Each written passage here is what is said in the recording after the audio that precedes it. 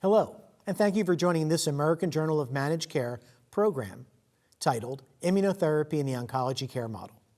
The Oncology Care Model, or OCM, is a 5-year model focused on increasing the coordination of oncology care, holding providers accountable for financial and performance-based care of chemotherapy. Now, having been implemented for over 2 years, we'll get insight from our expert panel on the progress thus far. I'm Dr. Bruce Feinberg, Vice President and Chief Medical Officer at Cardinal Health Specialty Solutions in Dublin, Ohio.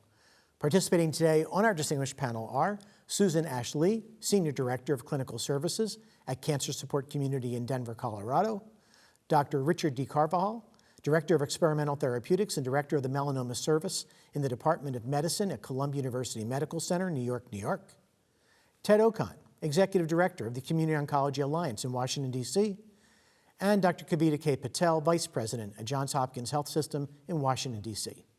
Thank you so much for joining us, and let's begin. So I think a great place to begin may be to level set on the OCM. I really believe that despite everybody at this point, 3 years out, believing they know the OCM, I think there's a lot that still remains either unknown or maybe it's just misinformed. But I would say even in my perspective, and I thought I was knowledgeable, the first 2 years were MEOS payments. It felt like as a prior large practice doc, it would have been a no-brainer. You make investments in your practice to meet the requirements, but year 3 was going to be the tricky one. Year 3, you get performance review, and you might actually have dollars at risk. That's why it's a one-sided risk. But it doesn't sound like in that performance review, there was any risk. It was you're getting your full fee for service, you're getting your MEOS payment, but you may not get a bonus, which sounds like it's not an at-risk program, but it's more a shared savings program. So, Kavita, you get to start this off. You're a policy expert. What was the intent at the design and when it was launched? And has that changed, or were many of us just misinformed of what was going to transpire? So I think that intent when it was launched was to really have a full specialty care model that was not completely inpatient-centered, to be quite honest. There was really no, and still really is to date, no specialty payment, alternative payment models in the Medicare program that are largely outpatient-based. Certainly, the relationship between the inpatient and outpatient can get blurry, but all the programs to date have been more primary care centered in the outpatient setting, like accountable care organizations, or in the inpatient setting, pretty heavily focused on episodic care bundles. And so this was really, and some people do characterize this, by the way, as a bundled payment in the sense that there's a 6-month kind of time horizon.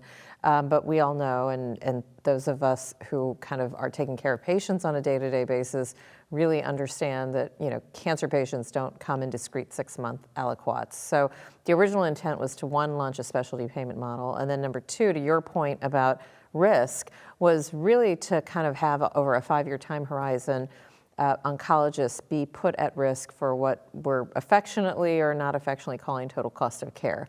What we're learning, you put a little bit of like provocative statements in there. I mean, it's true, the year 3, and we actually really are only scratching the surface of what we know, but I would just say for future conversation today, we should talk about what it is that even the policymakers are learning because of this 2+ year experiment.